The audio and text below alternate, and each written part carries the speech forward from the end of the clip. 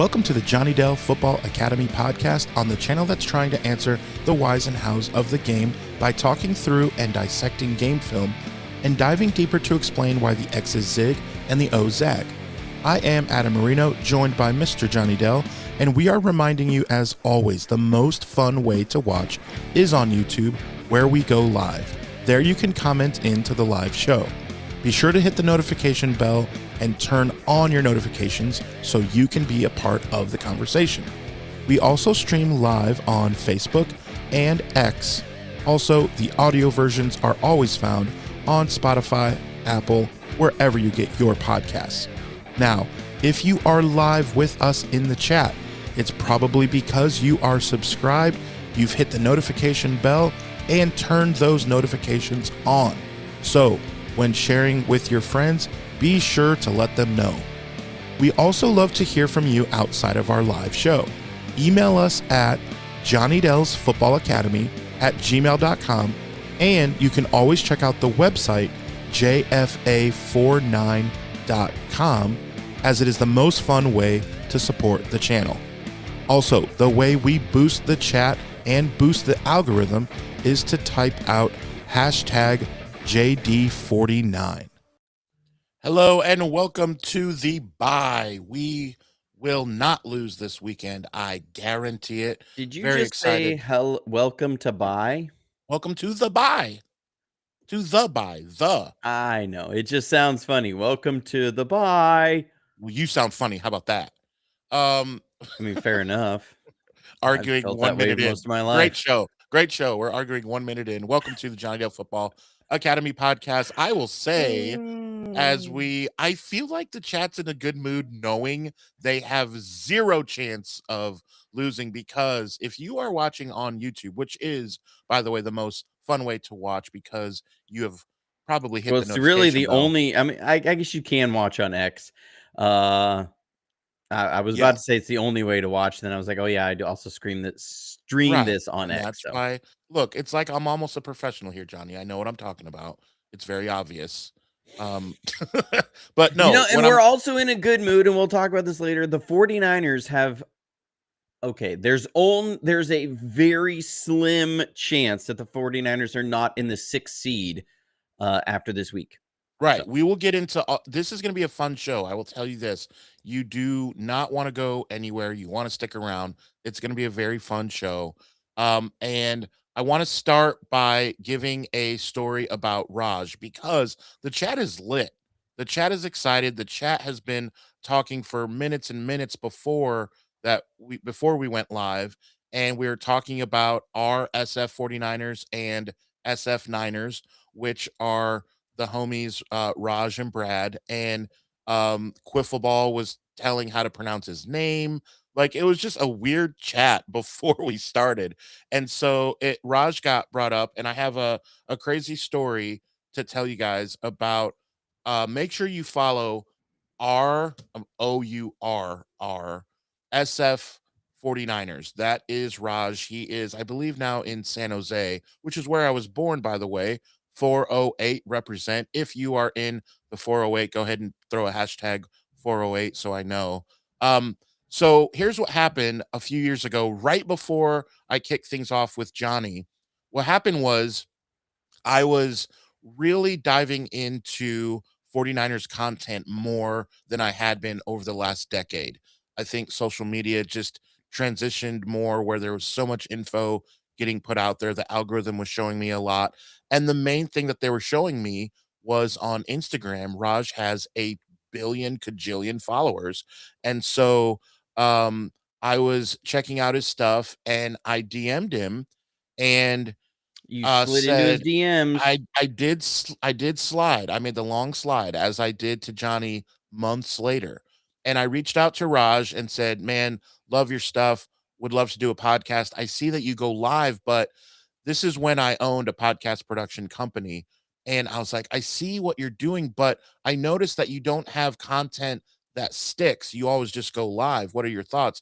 And he said, "Well, yeah, I'd love to. I just don't know anything about it." I'm like, "Well, at your services."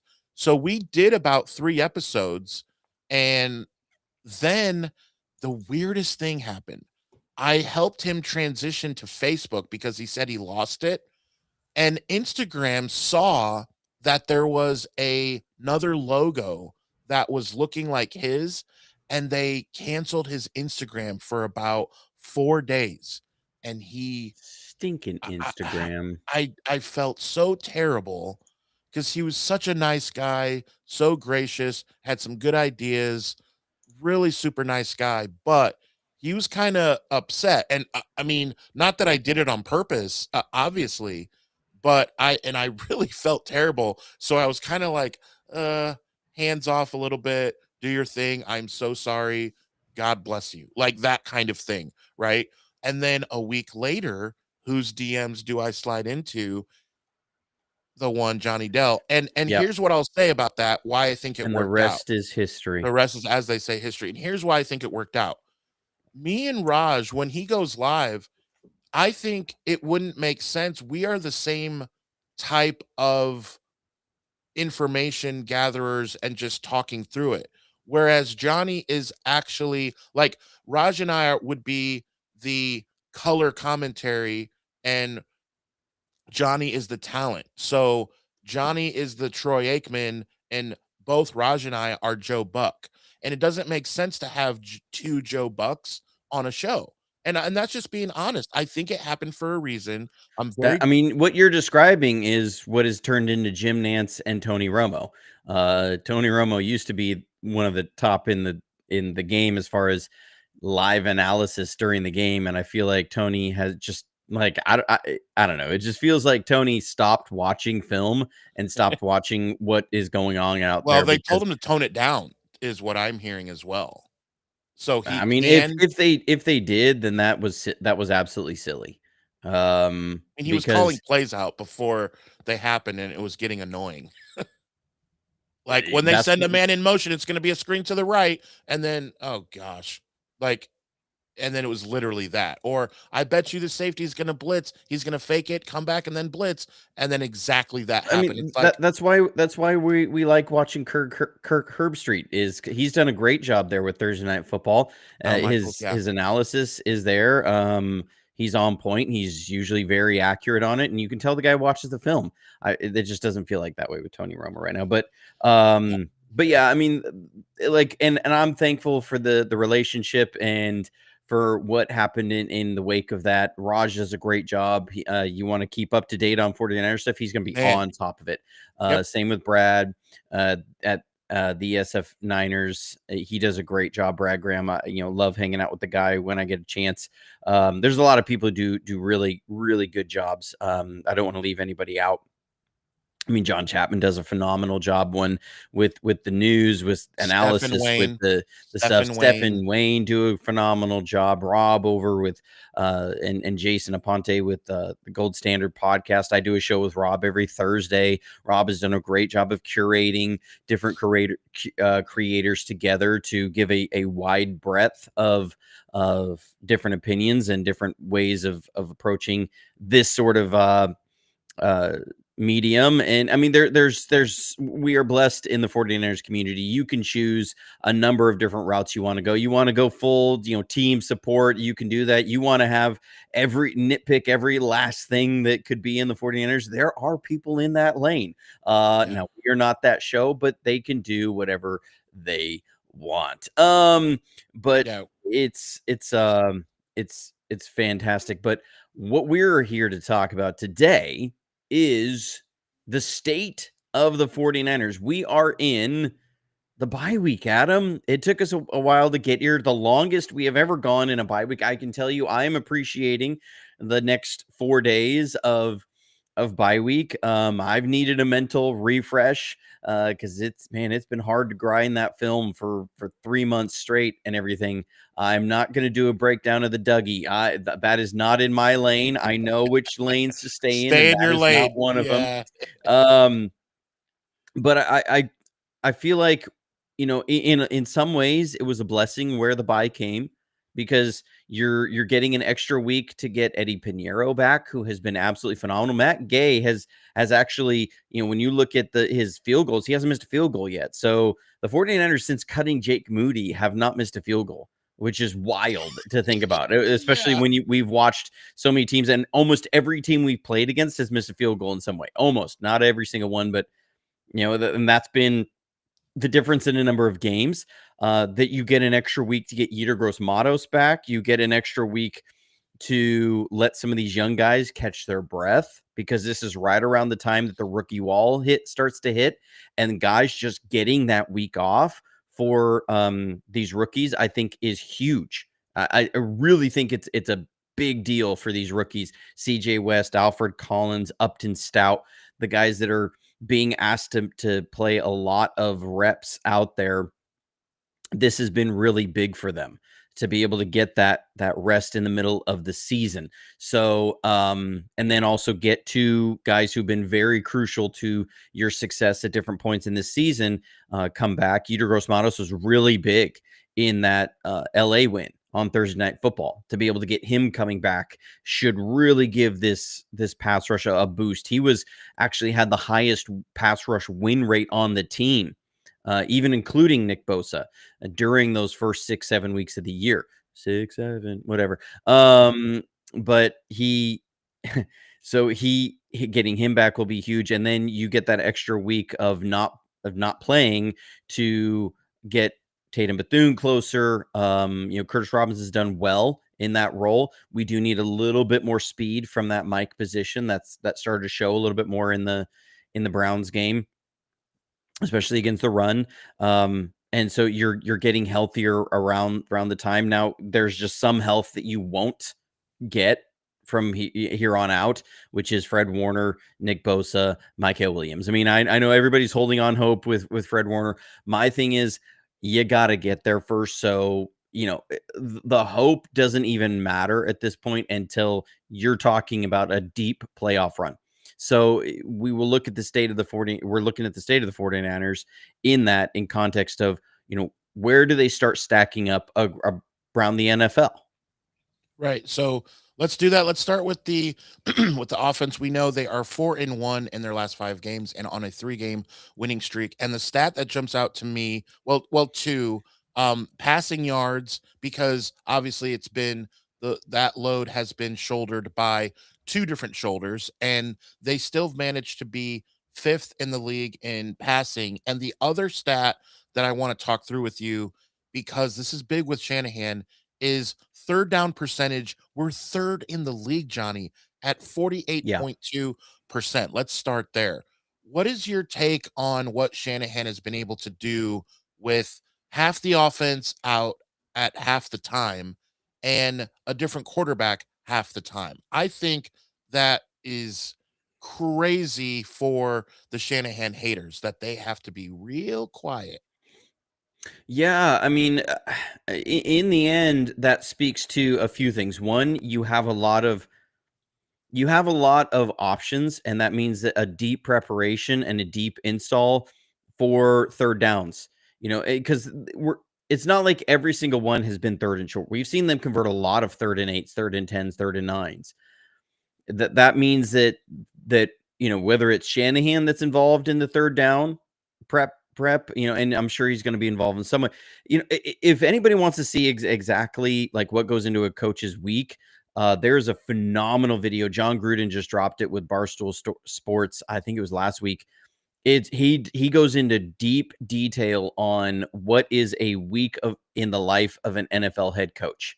And so he goes deep into, this is what I did on starting when the game ended Monday. He's like, I'm waking up at 3:17 in the morning. That's when I get up and I'm getting into the office.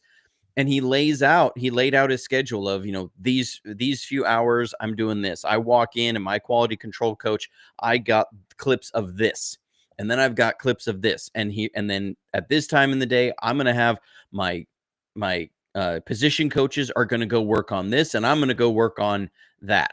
And he's like, we had a guy who his job during that week, the biggest thing, he was a motion of the week guy. So they wanted a new motion every week. And so one guy would pour through the tape. He would look around the league. He would look at their offense and figure out what was a new motion that they could install that would make sense and actually add something each week. There's a lot of mental preparation just for a single motion. And all this speaks to a really well coordinated offense. And what you mean by that is you not just have the ability to draw up plays. It is you understand the strengths and weaknesses of your staff, of your offensive position coaches, of your offensive coordinator, of who has an eye and who has a bead on a number of things. So somebody might be really good at understanding how to attack hook defenders and watching footwork of hook defenders. And so their job the whole week is going to be to watch two linebackers, and they're going to be watching their footwork, and they're going to figure out, if somebody is 1 yard outside of the tight end versus 2 yards outside of the tight end, which one, or outside of where a tight end would normally line up, like how well do they cover out routes? Does it work attacking their inside shoulder versus from a more inside position and then breaking out? Or is it somebody that you widen by an extra yard and then they don't have the speed to make up on it? Their footwork isn't there. How do they handle play action? You're going to have one guy that looks at all that. Shanahan isn't the one that's looking at all of that, because there's not enough time in the week for all the different things you have to install. And he's going to be able to say, okay, now this plays into our formations. So third down formations on 3rd and 8, when we know 70% of the time they're going to run cover 3, we're going to say that now this is how we can attack that. So on our 3rd downs, on these 4 plays, we need to move George Kittle 1 yard out wider.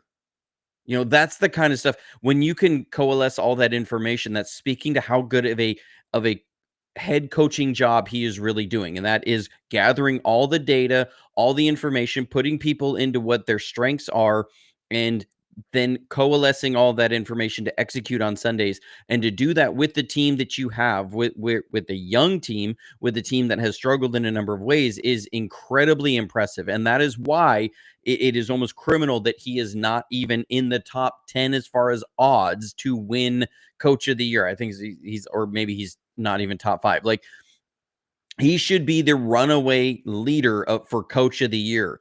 And it's frustrating because you feel like the people who vote on this and everything, because it's usually media, that they're the ones who are supposed to be tied into more of what goes into being a head coach. And so often it really comes down to, was the team, did a coach come in, the new shiny toy come in, and did he make a lot of noise because he took a team that was so underperforming with one coach and then took them, and now they're doing much better. So that's a Mike Vrabel. That's Ben Johnson. Those guys are runaways right now as far as Coach of the Year. And it's frustrating because you go, yeah, but both of those guys also have the advantage that we've seen of when you have a quarterback on a rookie contract. That every year this happens, is that everybody goes, oh man, look at what they've done. And you go, yeah, but there are distinct advantages of having a quarterback on a rookie contract. We've seen that. We've seen the data for that since they started the rookie pay scale. That is a huge advantage. When did Seattle win their Super Bowl? It was when Russell Wilson was on a rookie contract, because they had a phenomenally talented defense. Yeah, the defense was insane. Jaden Daniels, they went to the NFC Championship game. They had a lot of talent around him and on that team because he was a quarterback on a rookie contract. The 49ers in 2023, they were adding talent left and right. They went out and made a big splash to go get Javon Hargrave because they had a quarterback on a rookie contract. Now, they were still there. There is a little bit of yes and no in there because they were still dealing with the last couple years of Jimmy G's contract. So it wasn't exactly like they just had a quarterback on a rookie contract. There was, there wasn't the save ups like some of these teams have had. But we've seen this for a number of teams. When the Chiefs won their first Super Bowl against us, Patrick Mahomes was on a rookie contract. Like, you see there's a big advantage to that. We don't have that right now. This was a reset because you don't have that. And to see the job that they have done coaching, it should be Coach of the Year. But and third down specifically with this team, when you don't have that explosive element, when you don't have a Brandon Ayuk on the outside, to do what they've done on third down is really impressive. Yeah, and I understand why what I get your frustration, but I will admit from taking a step back that it is easy to see why you look at teams like, well, now Shane Steichen is starting to lose some of that luster, but you look at the Broncos, the Patriots. It is hard. It's going to be hard for the Patriots not to win coach of the year. It just is based on you look at teams and coaches who have taken over, but they took over a good franchise like George Seifert or whatever coach you want to think about. And this is different as far as the with the Patriots that they were just in disarray, had a terrible coach, didn't have we didn't know about Yeah, Drake and May. And now you look at Drake May's MVP candidate. So well, it's hard not and to you give it to him. yeah, I mean, I think some of it too is when you look at, some of these teams weren't exactly well run before their coach comes in. I mean, we all knew that the 2010 49ers were vastly performing. And Jim Harbaugh came in and he did make something beautiful out of that, but he also had a lot of talent when he arrived.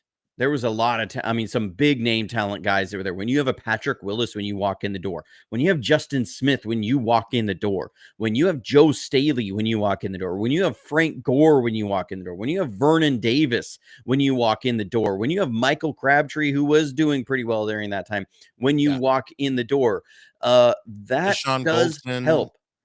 Yeah, he didn't well, yeah. I wasn't mean, he? Deshaun, yeah.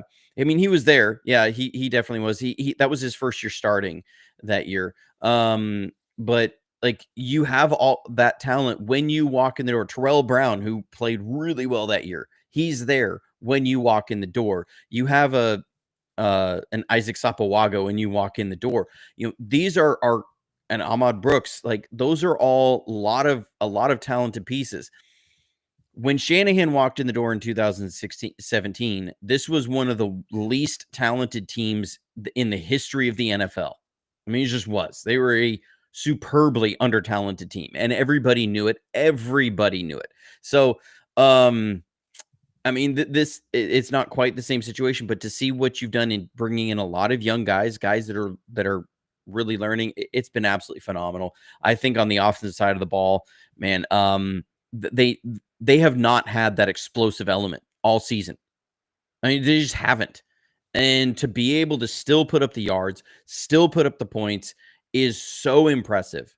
I mean, they have not had a run of greater than 40 yards all season. They haven't had a run more than 25 yards all season. And And that Johnny, doesn't matter if it's Robinson or McCaffrey. and they Like don't that even just average 98 yards per game. They're 26th in the league in rushing. And I wanted to ask you about this because there are times where rushing the football does not seem like it is doing anything for our offense. And you look up and McCaffrey's still able to get that first down on 3rd and 2, where it seems like, okay, the running game is working. I've never seen this with our offense before where you can't tell, I feel like, to the naked eye that is the rushing attack working or it's not. On paper, it says it's not, but I watched the game with my eyes, and there goes McCaffrey for a 6-yard gain when we really need it. I don't know what to make of it. I mean, it's a run game that they're committed to. I mean, that's what you see, and that does set up some of your passes. That sets up how are they gonna that changes formations. It changes defensive coverages. There's certain coverages that just teams don't want to run as much. An example of this: first play of the game against the Browns. What did we run? We ran what would be called fullback sail. It's a bob play, which is back on backer, or blocker on backer, whichever way, different coaches will call it different things. Which the idea is if a team's gonna say we're gonna play a lot of man coverage, which the Browns do, and you say, okay, we want to attack that so that they maybe have to think twice about playing a lot of man. We're gonna end up taking our fullback and have him act like he's going to lead block on his man in coverage. So the man who has him has got to first then, he's got to square up, and because he's got Kyle Juszczyk coming at him on a full run, and he's got to be ready to take on that blocker. And then what's Juszczyk going to do? He's going to take a little step to the right, and he's going to go run a route.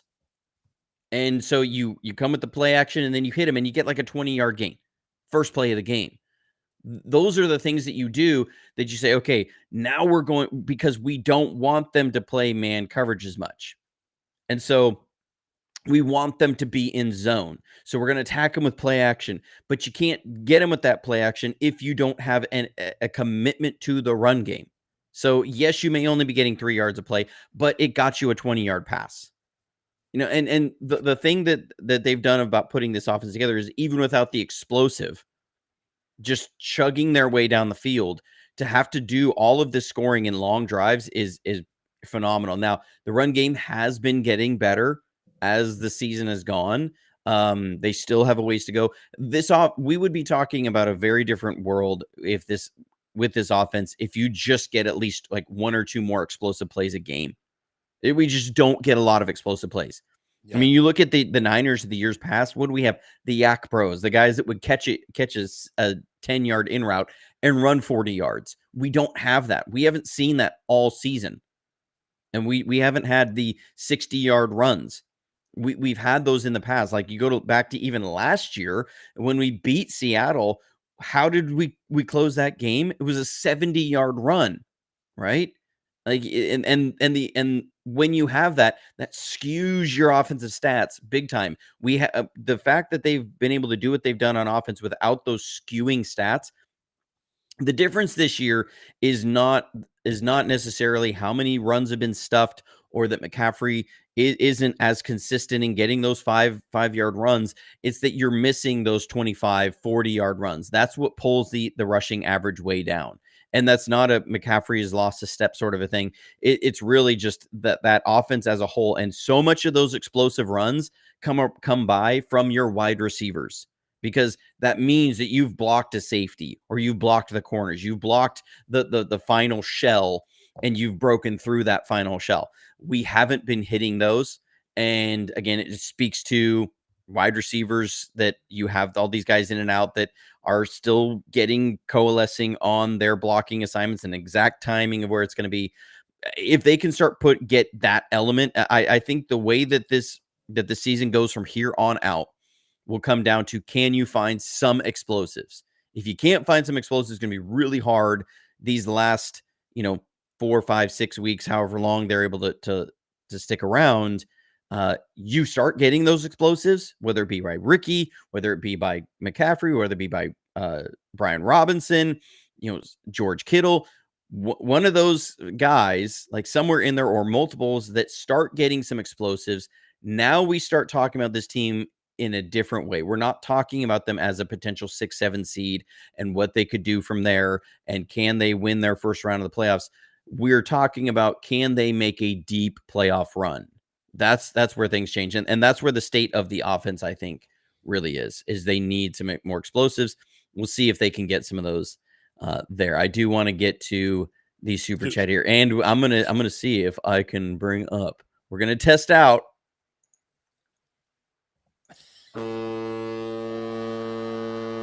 Okay. All right, we got the foghorn in for super chat here. Cayman's Island podcast. We love Cayman's Island. He's a huge supporter of the channel. Good. Thank you for your support, my friend. He says, "Merry Christmas, you filthy animals.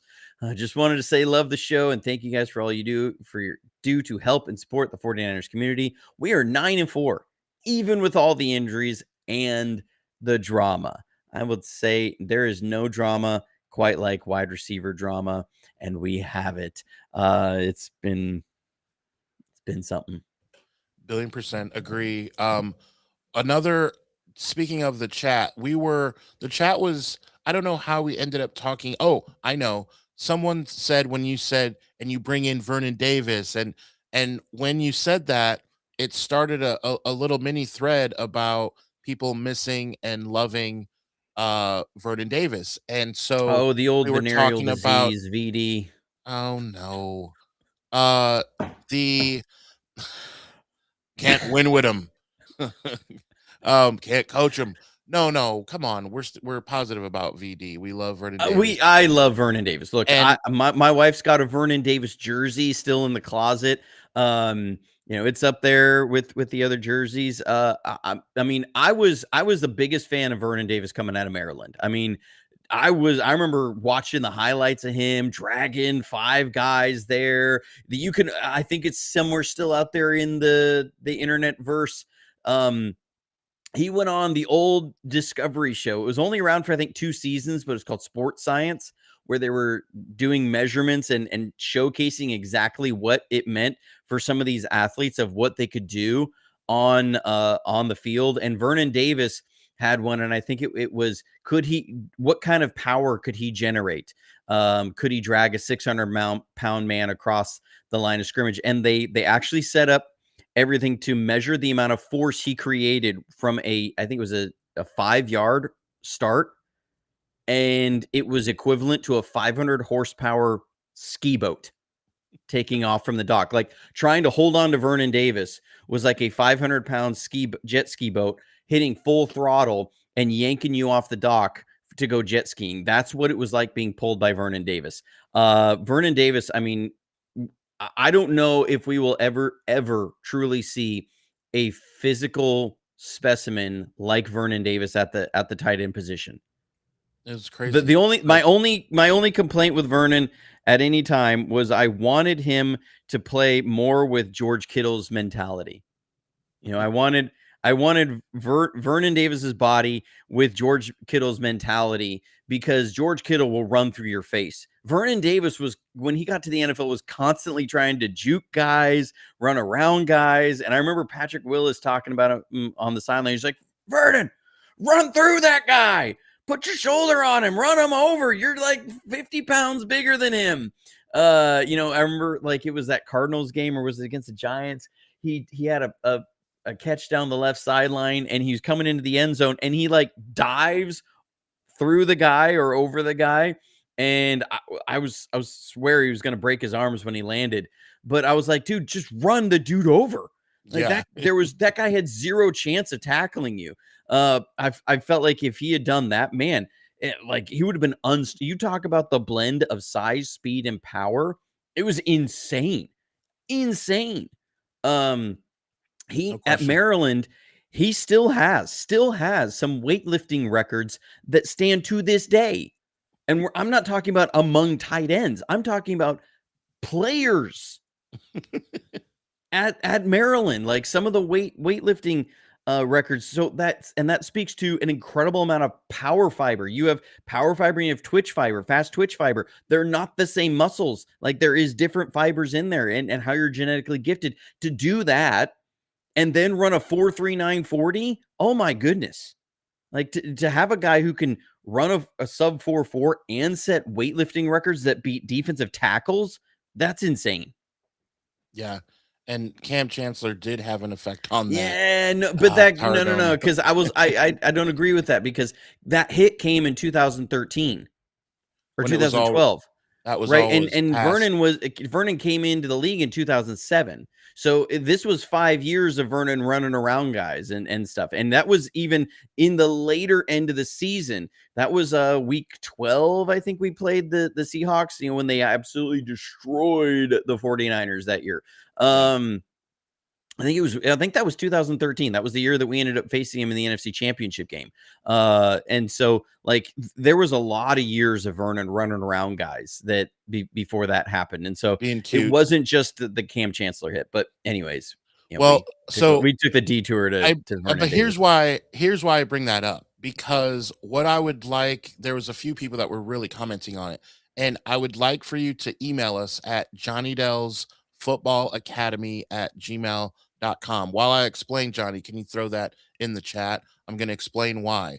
A few years ago, was just on this editing kick, and I decided to find the film from the Catch 3, that playoff game against the Saints, and I took the 3-hour footage and edited every single play into the game and just did a quick cut after every single play, which means the entire video is around 30 minutes. You can watch the Mm-hmm. entire game, and there's a very fun surprise at the end of the game that in the chat, I can't remember who said it, that they still get emotional.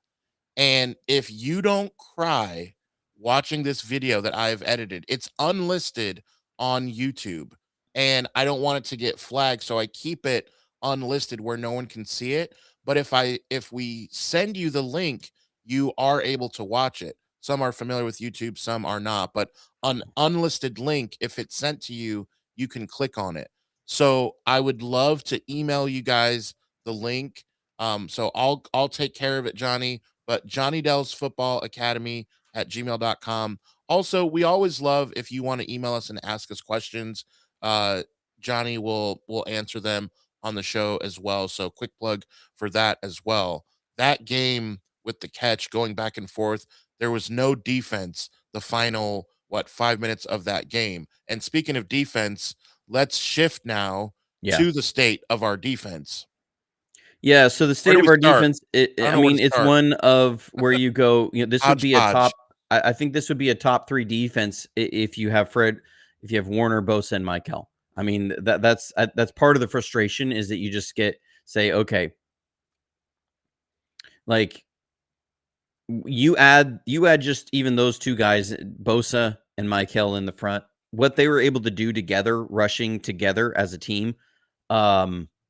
This is an extremely special front. Because then Bryce Huff is getting less chips. He's ending up, doing the Bryce Huff things that we saw, like back to the Saints game, back to the Seahawks game, like when Bryce Huff was making some of these sacks in insane speed because he's able to line up against a right tackle with who has no help, and he can use that incredible speed rush. With that being said, I think this is still a top 10 defense in the league. I think with the way that they've been performing, especially the last month of the year, now they haven't played a bunch of really high profile offenses, but the Panthers did, perfectly fine in scoring points against the Rams. And I get it, they scored on defense, but that Rams defense still, if you're going to be that Rams defense, you're going to say we're one of the best teams in the league, and that Panthers team only scores 9 points against San Francisco. Then that Panthers team against LA's defense, if you are truly that much better, they should only be scoring 6 points or 3. You should be absolutely suffocating that Panthers offense.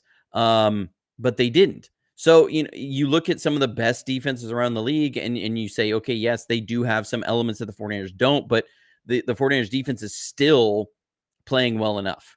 And a lot of the numbers say that they're close to being about a number 10 unit in the league. So, and they're getting better. That's the biggest thing. They're getting better. This bye week will be huge for them. I think they're going to go out and really handle business against Tennessee. Their biggest challenges will be these last 3 games of the year. You're playing 3 offenses that are all playoff offenses. That they are offenses that have been doing a lot of good things. When you go and you're going to play Chicago, that is the best running game in the league. They have some monster guys who can break an explosive in the run game at any moment. And they're doing a lot of really great things as far as in the run game. You have Indianapolis, who is very committed to running the ball. I mean, these are the AFC Eagles that are out there just doing a lot of being really committed to the run as well. And then the Seahawks, who have also done the same thing. They may not be a really productive running offense, but they have been committed to it, and it sets up so many things around what they do. So, this is going to be a test of how good can your run defense go, because what's going to determine how well you can do in the playoffs is your run defense. And so I know we talk about pressure and all those things. If you can't stop the run, and we saw this last year, then it doesn't matter who you have up front rushing the passer, because it's going to be, they can go play action. They can make you bite on those things. They make you respect those runs. They can even make you respect a run on 3rd and 6, because if you're not good enough against a run. So the biggest questions for them going forward are, can you continue to force turnovers? You've got, and last game, they got 1 turnover on defense, and then they forced 2 fourth down turnover. So to me, that's 3 turnovers that you force in the game. Can you continue to do that? The week before, Jair Brown has 2 picks. That has got to be what this defense kind of transforms into. That is what the Bears have been able to do. They haven't been a great stellar defense that's just able to have this monster pass rush, or you cannot run against them in any way. They've been a team that's been able to take the ball away, and that really helps their defense. That always makes everything better on defense. Can you continue to do that? We started to see that this last month of the year because they're getting more comfortable in the system. They're starting to jump routes. They're starting to pick it up, and they're getting things together. They're forcing quarterbacks to hold the ball a little bit longer. All those things coming together. At the beginning of the year, it was only Fred Warner who was forcing turnovers because he was punching the ball out all the time. It was forced fumbles. You cannot have a heavy diet of forced fumbles being your turnover margin. It's got to come from picks. It's got to come from strip sacks, which I know are a fumble, but to me, that's a different category, or turnover on downs. Those are the things that they've been doing, which has been great, and they've got to continue to do that. You do that, then we start talking about this defense as, yes, you can hold up.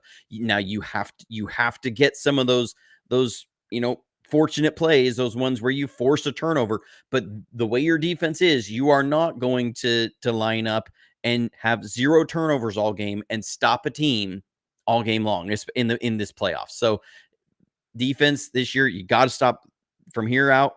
Got to continue growing to stop the run, and got to force turnovers. I don't really care as much. Yes, the pass rush is going to be there, and they're growing and stuff. That's not as big of a deal to me of getting sacks as it is. You have to force turnovers. You have to stop the run. Well, you look at that, and I wonder how things will go as they prepare over the bye, because the Titans should give some opportunities to us. And if we could take advantage, that would be amazing and give us just even more momentum. We will talk about that more next week as it relates literally to the Titans. But it is nice to come off a bye and remember what we did against the Jaguars when we had a bye week. We just destroyed them, and they were at that time, looking to be decent, and we give Shanahan a week and Salah to prepare. So let's look at the NFL now and the playoff picture and what it means for us, because even Cayman's Island podcast asked a little bit ago, do you trust the Bears? And I went on Sports Idiot Nation podcast. Remember, that comes to you every Monday, Wednesday, and Friday. And we have flipped. So the entire crew over at Sports Idiot Nation have flipped on the Bears. And we are, like, again, none of us are fans of the Bears, but just being, analyzing the NFL this year and seeing what the Bears have been able to do, we're with them. So I do kind of trust them, because I trust what Ben Johnson is, these conversations that he must be having with Caleb Williams, because there is a change in his play. I'm sorry, I'm not a fan, but there is. You cannot deny it. He is playing differently, protecting the ball and not taking as many sacks. It's just stats in black and white that you cannot um speak against. So, I do kind of trust the Yeah. Bears, and their defense is improving. um, who else So are you so looking at? if we're going to talk about the Bears for a second, and I know I get defensive when people do this to us, because I've said for a while that it is hard to win a game in the NFL period. Yeah, Now I'm being that being said, impartial. I'm that, being that as being fair as said, possible. you do have to look at the Bears' schedule and say, who have they beat? At Uh, Philly, what do you mean, who have they beat? right, but are we sitting here saying that Philadelphia has been playing in any sort of great Oh, fashion? but Johnny, they won the Super Bowl last year, and they are leading their Okay. division. Okay. Like, they're Well, not, I mean, come okay. on. I You get do have that. to give the Bears credit. I'm just saying. The Giants also beat the Eagles. Okay, it's the NFL. The best team in the league, the Patriots, lost to the Raiders. So no, you can say that about every team. Right, right. Okay, Every but team lays an but egg. Adam, you The cut me Eagles off are 8 and because 4. you brought up the Eagles. Okay, who else have they beat? You go through their schedule. First week they lost to the Vikings. Second week they lost to the Lions. Then they beat the Cowboys. They beat the Raiders.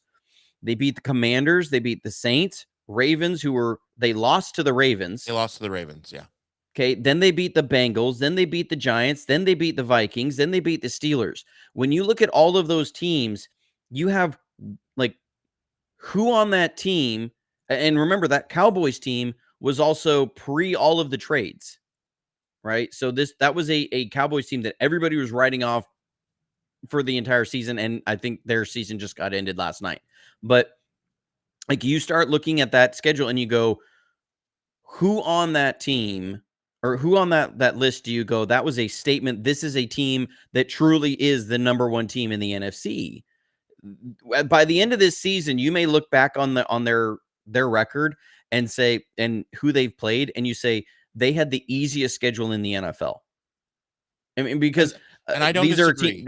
these are teams that do not have good winning records. When you've played the Raiders and the Commanders, how they were, and you win 25-24, you beat the Saints, who are losing to everybody. You beat the Bengals, who are losing to everybody, and you won 47-42 and you nearly gave the game away. If we remember that was the Joe Flacco led team that they were down by 14 points with like 2 minutes left in the game, or minute 40 something left in the game, and they nearly gave it away. And it was a horrible missed tackle Here's that what I'll gave that say. game back to them. You look at the Giants, they barely beat the Giants, who we went and dominated without a healthy team. They barely beat the Vikings, who have been hot garbage. They barely beat the Steelers. Like all these teams, they have barely won. It's 25-24, 25-24, 26-14, Yes, 47-42, and they 24-20, usually lose 19-17, all those. 31-28. And those are all usually L's. Every single one of them. Every single one. They would And be well, oh and and this is whatever on all of those, and they've won them all. right. And I think that's why it's hard for anybody to really believe in the Bears. Yes, they are the number one seed right now, but I don't think anybody says they are the best team in the NFC. No, and So I don't think they'll remain the number one seed. I think they'll beat Cleveland. I think, obviously, as a Niners fan, I think they'll lose to us. I'm just saying that I believe that they are a good football team. They are a playoff team. They are not the number one seed. We're talking about the playoff picture. And so I'm just bringing up the Bears. I'm kind of going in order. That's all. right. I'm not saying So they're going to well, remain the so number one seed. I I just don't want think to so. talk about like what are the 49ers' chances of making the playoffs at this point? Like what are the scenarios? I'm not necessarily talking about potential playoff matchups. So, with the Bears, I think a really telling point on that is that the Bears right now have a 74% chance of making the playoffs, and they are the number one seed. The 49ers have a 91% chance of making the playoffs, and they are the number 7 seed. We have a 17% higher chance of making the playoffs when we are at the 7 seed than the Bears do as the number 1 seed. And that is very telling to us. So, if we look at the 49ers, we say, okay, in what world do the 49ers not make the playoffs? Because that's the big concern. It is a very slim world. I think when you look at it, you say, yeah, they have a narrow margin over some of these other teams. They're only one game ahead of the Lions. They're a half game back of the Packers. They're most likely going to have the same record as the Seahawks coming out of this week. They're most likely going to have the same record as the Rams coming out of this week. You still have the Panthers that are kind of nipping there. The Cowboys are still in the hunt. Somehow the Falcons are still in the hunt at 4-8 because the NFC South is so bad. Like this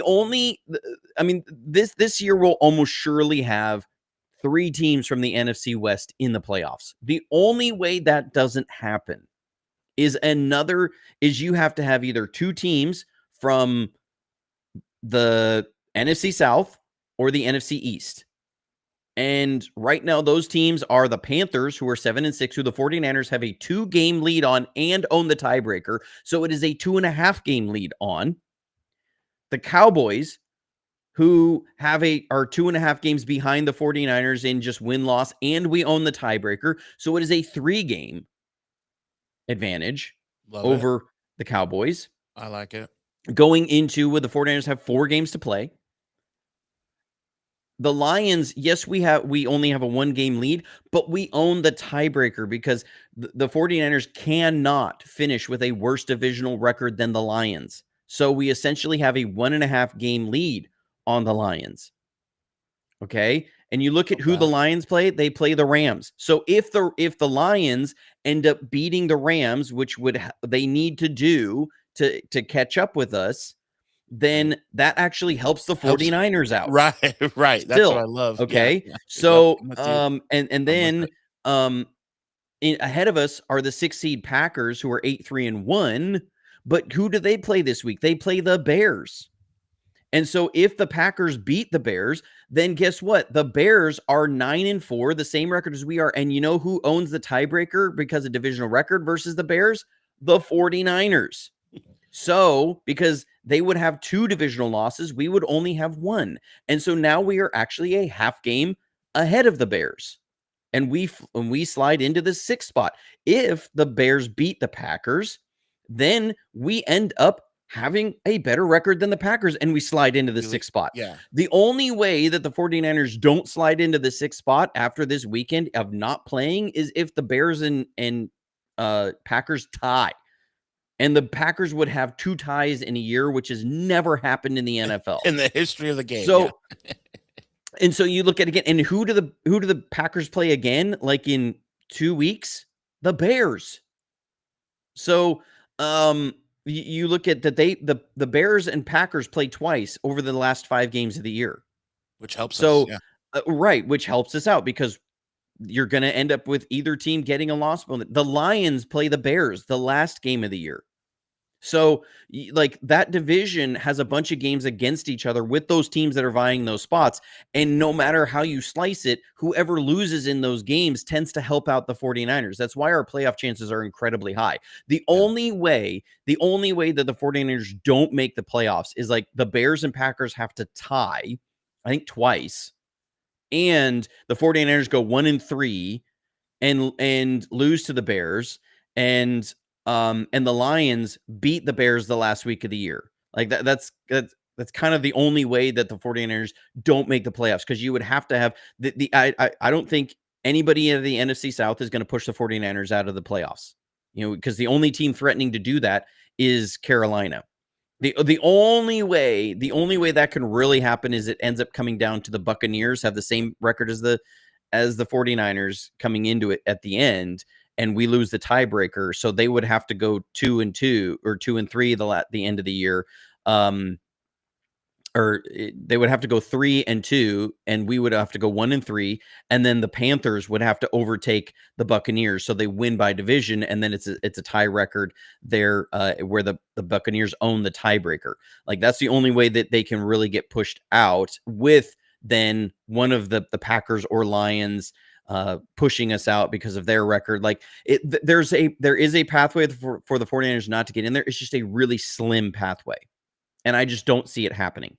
Yeah, the way it's so funny how that was a lot, but I think we all are on the same page. Like, it does make sense. It's a lot like what's his name from Sunny in Philadelphia, where he's got the whole board and like he's got all the red and the his red face red is like, yeah, it's like this. Yeah, Charlie. But it does make sense. We do have just an amazing chance to make the playoffs. I I mean, think if that's we why our just chance is 91%, because yeah. the pathway for them to get booted out is just really slim. And the moment you beat the Titans, it depending on what happens through this year, it's going to be like a 95% chance. You would have to lose out 3 games and have a perfect scenario of all these other teams playing out. It's just like the 49ers are almost surely going to be in the playoffs. And so with that, and some of the teams that you're playing down the stretch here, that have games down the stretch here, it's one of those, like, if the Rams beat the Lions, then the 49ers are pretty much in the playoffs. Now, So we kind of don't want them to, because we still want we want a home field playoff game. We want to be the top seed out of the NFC West, which is still a possibility there going forward, because Seattle and LA play each other twice in the last 3 weeks. we play Seattle last game of the season, Right, and we play Seattle last game which of the might season, be so you flex control to your own Sunday Night destiny. Football. It might be flex. It might be. There's also a possibility that the Bears Lions will be flexed into Sunday Night Football, because theirs could be over who makes the playoffs and who doesn't. Yeah. So They Getting exciting. they will end up putting basically a playoff game on Sunday Night Football over a team that's vying for playoff positioning. So I mean that'll be fascinating. But the Lions, they just found out that they lost Branch, Achilles, pretty much for the year. I mean, Yeah. if Yeah. it's Yeah. not for the year, it would be really really surprising. They've already lost Terrion Arnold to his shoulder surgery. They are extremely banged up as they are having a repeat of last year. Is that they've been a good team, but they have been getting injured more and more down the stretch, which is the worst time of year to have these kind of injuries, because it carries over into the next season almost surely. And so the Lions are at a point where it's like, they've really got to overperform for where they've been down the stretch here of this season. And to boot the 49ers out, I don't see it happening, especially because San Francisco owns the tiebreaker. They have to get, they've played they have 4 games left, and they are a game and a half behind us. So in 4 games left, that means if we get 1 win, they have to win 3. The way that works out. So assume the 49ers beat the Titans. That means that Detroit has to go 3-1 down the stretch of this season, and that looks real tough for them. Yeah. I'm excited for the Bears and the Colts. Those games, they have on paper, those teams have good records and have made some good plays this year, but I think we have a real honest to goodness chance at beating those 2 teams, and then obviously we should beat Tennessee. Tennessee fans have admitted they don't want to win because then they'll have 2 wins, which will be tied with a lot of teams. They want the number 1 pick again. It just makes sense. I mean, So, they're in full tank mode right now. yeah, Like yeah, they're and so legitimately, they want back-to-back number 1 overall picks. yeah, so that's 12 wins. That I mean, if that happens and we beat the Bears and Indy, uh, that is already more wins than the chat a little bit ago was going over. What did we think at the beginning? And I said we would be 11-6. That would give us 12 wins, which is more than what I thought. Do you remember what you thought our record would be? I can't remember if you said 11-6. It was 11 or 12 wins. I want to say I thought there was a real pathway to 12. Now that was assuming that we had Fred and War and Bosa, And we still might get and that Micah was going to without be those there. dudes. I mean, Yeah. it is not out of the realm of possibility to end up with 12 wins, which would be wild. I've seen people saying that the 49ers need to get at least 3 wins over their last 4 games to make the playoffs, and I think that just is from not looking at the actual standings. If the 49ers are 11-6, they are in the playoffs. Like you just look at that, they've got with the tiebreaker scenarios that 2 wins, no, like there's just teams can't overtake them at this point. Like they're a lock at 11 wins. And so even at 10 wins, it becomes really rare that somebody can't overtake them. Now you don't want to be going into the playoffs on a 3-game losing streak. But it just kind of depends on how they can shake everything out at the end of this season.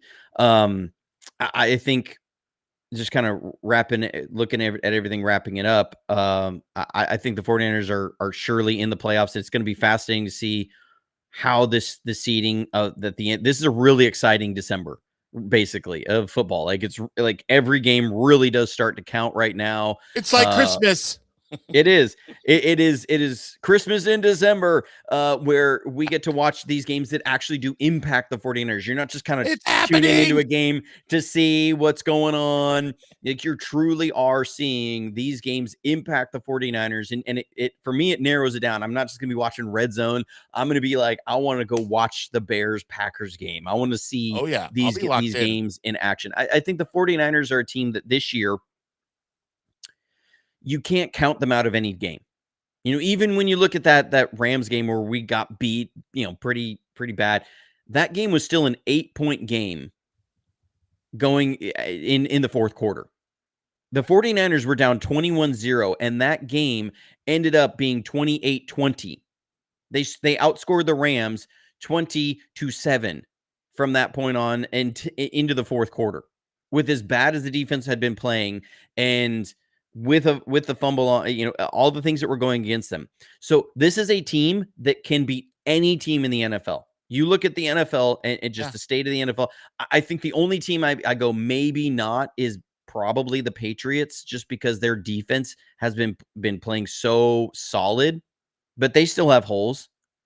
Yeah, maybe the Broncos. I mean, that Broncos defense is tough. They got a lot of talent. They have a good offensive line and an ability to run the ball. Like McGlinchey. Denver might be the only team that, but at the same point, Bo Nix can make some really great plays. He also doesn't make a lot of the regular plays, like just Yeah. the automatics, like the ones that should be normal plays. He's still missing a lot of those. So I look around the NFL, I say there's no team that I think the 49ers cannot win. Now there's no team, there's very few games that you look around, and especially when you look at the playoff picture, I don't look at any team and I say you shouldn't lose to that team. I think if you lost to any of the playoff teams right now, I would say, Yeah. you know what? Good game. I Pat 'em on the I butt. can understand why. So that's why the 49ers are kind of still an enigma right now. Yeah. We don't know exactly who they are and what they are. This last month of the year will really tell us, as we look back on this entire season, of who the 49ers were this year. Yeah, it's full steam ahead as we get to a super chat, Johnny. Got to get to it. Yes. Throw us in there. Hoffman's Hoopties says, appreciate all the great content over the years. You've made me a better fan of the game. I think a lot of people have that sentiment, Johnny, as Thank you so much for that. I do literally sit in front seat right here as well.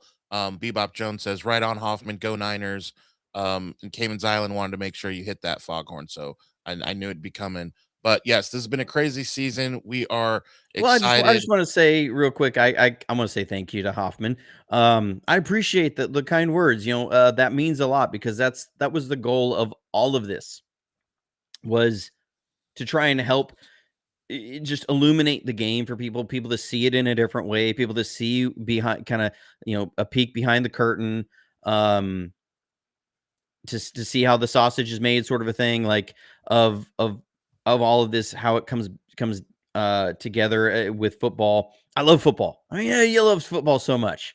That's why, like, I know he's got a checkered past. I love watching some of John Gruden's stuff, because the dude just loves football, and you can tell, like, he just gets so excited talking about football, and I resonate with that, because I love the game of football. I love football. I love seeing it. I love being able to talk about it. And thank you guys for all the support in this up through the bye week. It's what has kept me going up through the bye week. There were several weeks in there I did not want to do anything. It just wasn't there, but you guys kept pushing me on for it. And so thank you very much. And to know that I've helped anybody out and to take their fan level to a deeper level. That's Yep, awesome.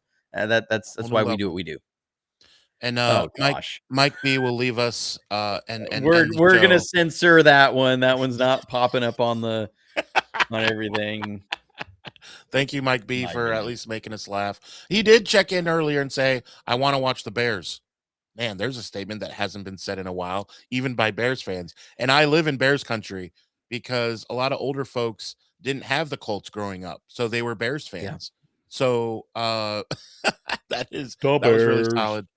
So yes, we'll be locked in watching all the games. We will check in with you Monday. It does feel like Christmas. It is awesome. Love December football when we are at the point that we're in of about to have 10 wins coming very soon. So for now, for the bye week, we are going to stay safe, stay healthy, and as always, go Niners.